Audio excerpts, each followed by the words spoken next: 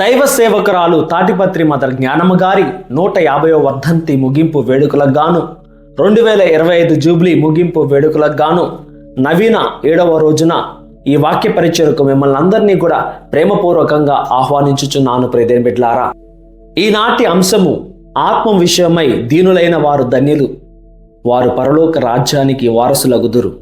జ్ఞానమ్మ గారి మాటగా వేద ప్రచారం సాక్షిభూత జీవితం.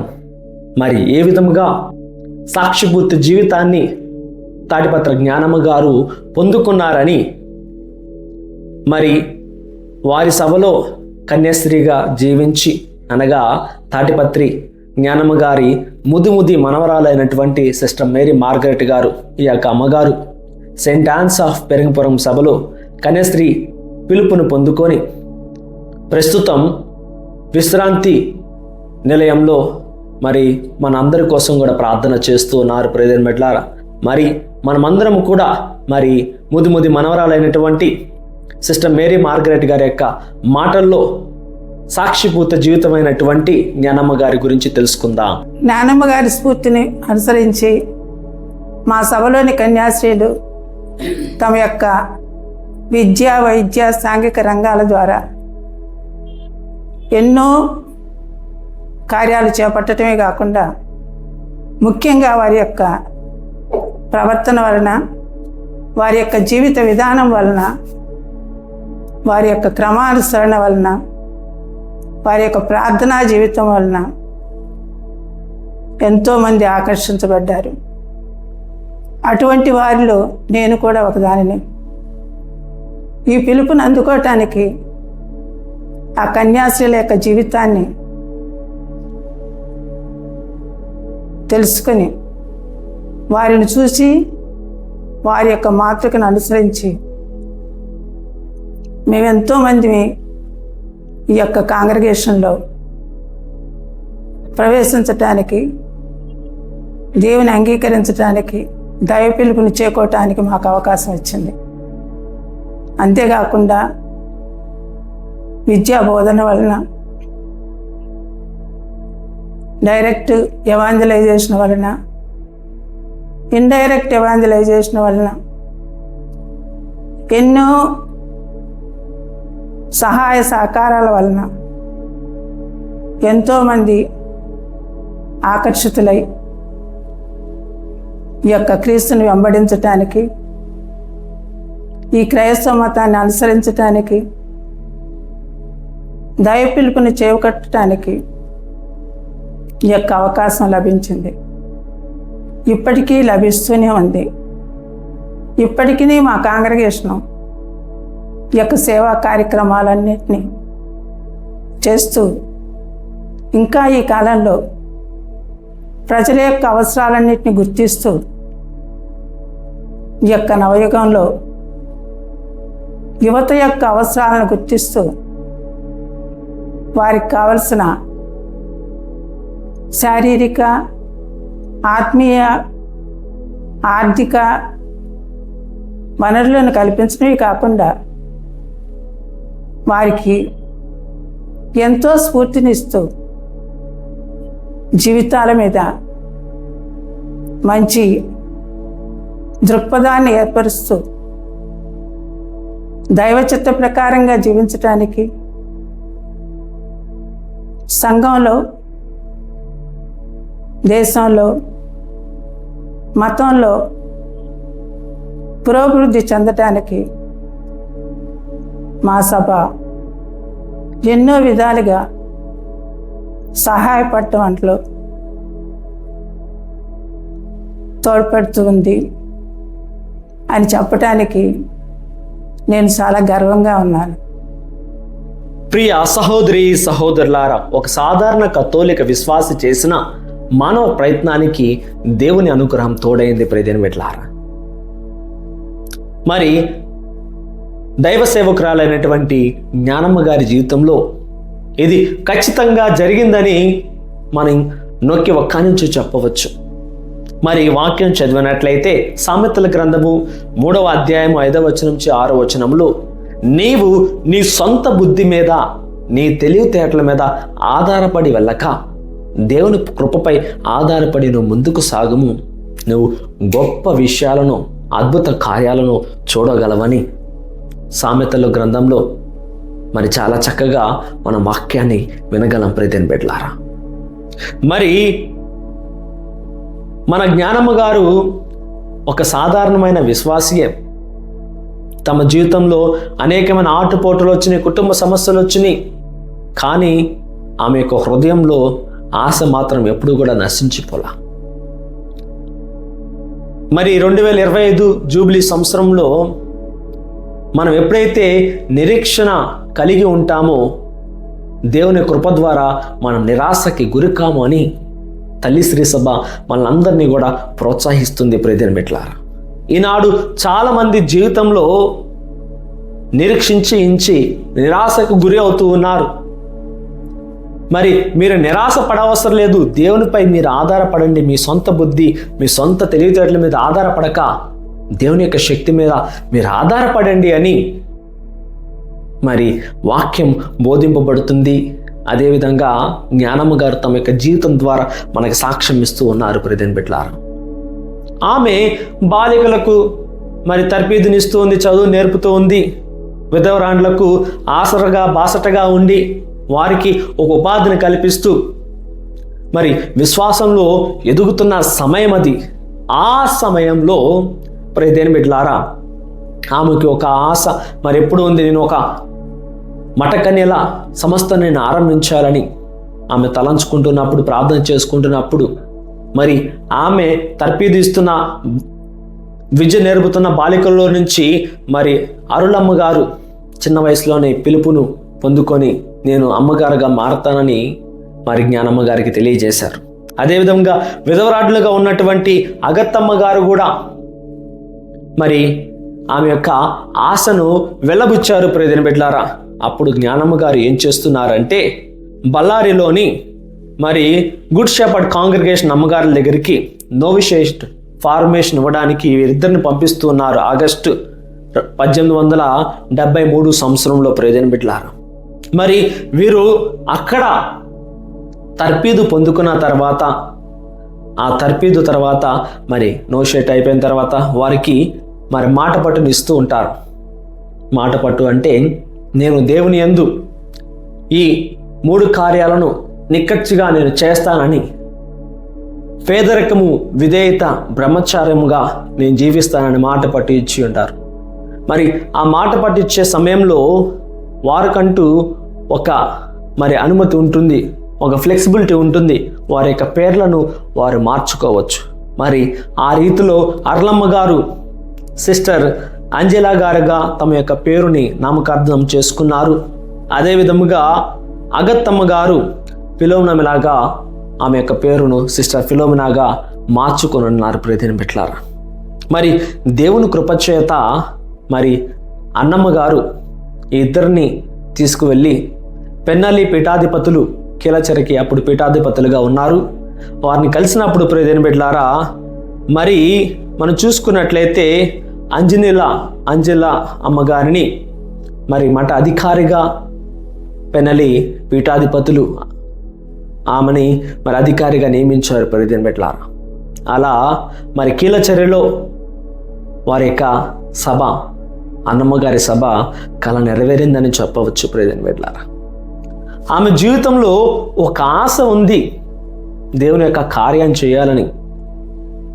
ఒక కథోలిక గృహస్థినిగా ఇది మానవాళికి అతీతం, సాధారణమైన విషయం కాదు, అనుకోగానే జరిగే పని కాదు. అది ఎంతో త్యాగము, సమయం దానికి వెచ్చించాలి, ఓపికగా ఉండాలి, ప్రార్థనలో గడపాలి, దేవుని యొక్క చిత్తం కోసం ఎదురు చూడాలి. మరి ఎన్ని త్యాగం చేసిన తర్వాత అటువంటి గొప్ప కార్యం నెరవేరుతుంది ప్రియమైన బిడ్డలారా. నిరాశ మరి నిరీక్షణ మన నిరాశకు గురి చేయదు. మరి మీ అందరికీ అర్థమవులాగిన ఒక చిన్న కథ రూపంలో మీకు నేను వివరిస్తాను. ఒక వ్యక్తి మరి పంట వేస్తూ ఉన్నాడు. మరి ప్రతి సంవత్సరం కూడా వారు భూమిని దున్ని గింజ వేసి మరి ఒక వాన కురిసిన తర్వాత గింజ వేసి మరలా రెండో వాన కురుస్తుంది అన్నట్లుగా ఎదురు చూస్తూ ఉన్న సమయం అది. ప్రతి సంవత్సరం అంతే పోయిన గత సంవత్సరం లాగానే తొలకరి వానలు పడుతూ ఉంటాయి. ఆ తర్వాత వర్షాలు లేక ఇబ్బంది పడుతూ ఉంటారు ప్రియమైన బిడ్డలారా. మరి అక్కడ సాగు చేస్తున్న వారందరూ కూడా తలంచారు, నేను ఈ ప్రతి సంవత్సరం పోయిన సంవత్సరం లాగానే ఇప్పుడు విత్తనం వేసి ఎదురు చూసినా వాన పడట్లేదు, విత్తనం నశించిపోతుంది, మరి ఎందుకు నేను పంట వేయాలని చెప్పేసి వ్యవసాయదారులు పంట వేయడం ఆపు చేశారు. కానీ ఒక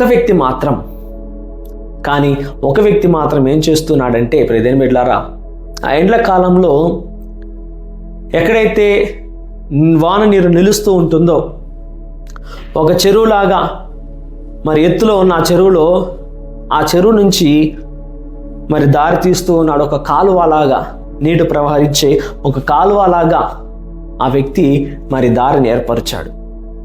ఆయన తలంచాడు, నేను నిరీక్షణ కలిగి ఉంటే దేవుని కృపచేత నిరాశకు గురికాను అని చెప్పేసి.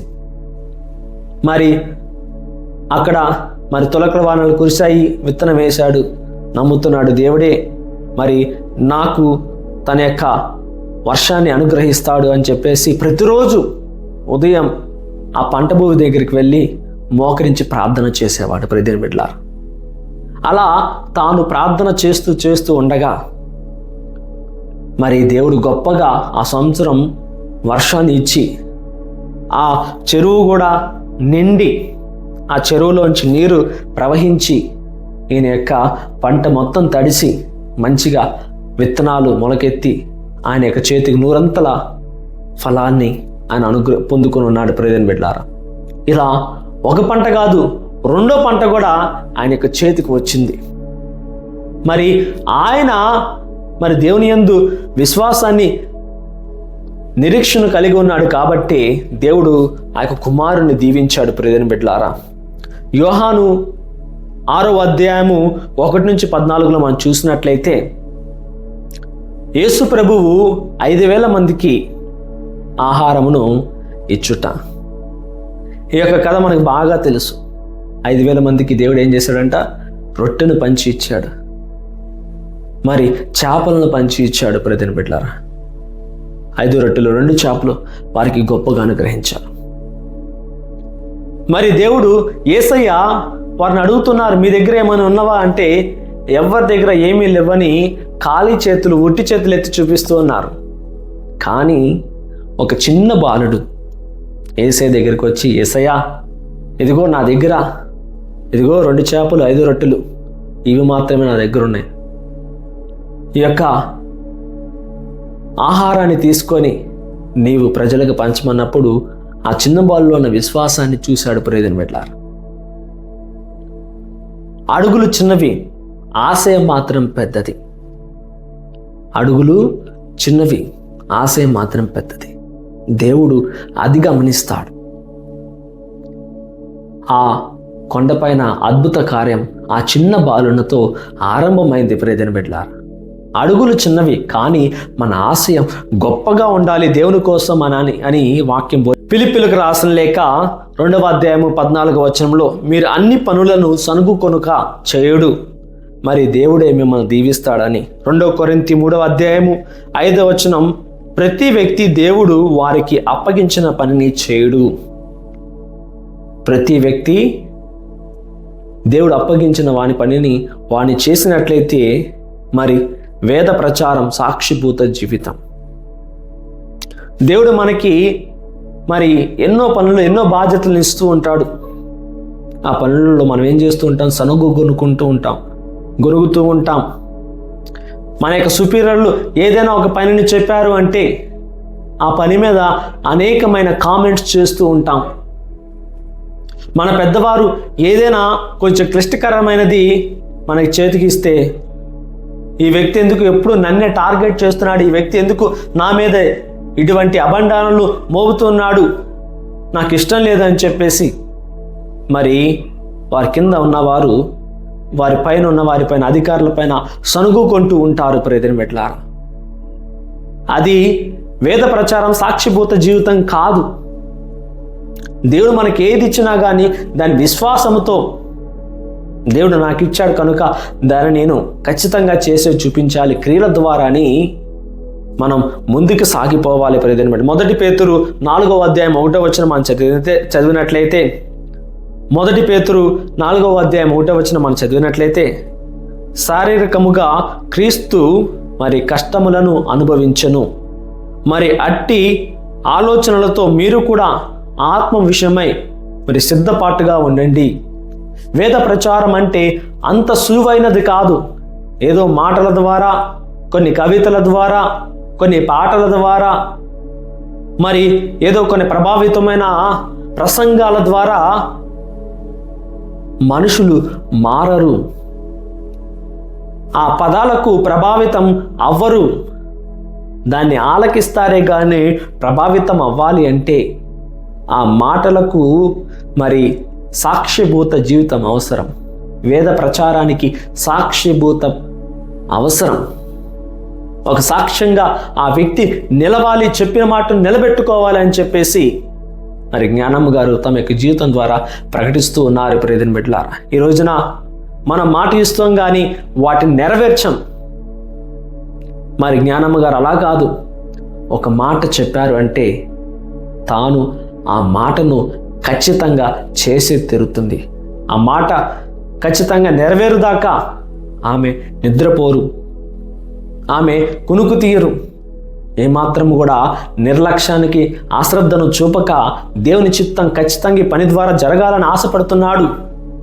దేవుడు నా ద్వారానే బాలికలు చదువు ఇవ్వాలనుకుంటున్నాడు కనుక ఎన్ని సమస్యలు వచ్చినా నాకున్నదంతా కూడా అమ్మివేసి, నా దగ్గర లేకపోయినా భిక్షాటన చేసి, అనగా ఇతరులను అడిగి, నా గౌరవము, నా మర్యాద అవేవి నేను చూడను, దేవుని యొక్క ప్రణాళిక మాత్రమే నెరవేరాలని ఆశపడుతున్నాడు కనుక నన్ను నేను తగ్గించుకొని దేవుడు హెచ్చింపబడులాగన తన కార్యం చేస్తానని వేద ప్రచారం సాక్షిభూత జీవితాన్ని జ్ఞానమ్మ గారు చూపించారుగా ప్రియమైన బిడ్డలారా. కాబట్టి మనమందరం కూడా అటువంటి సాక్షిభూత జీవితం పొందుకోవాలని ప్రార్థన చేసుకుందాం.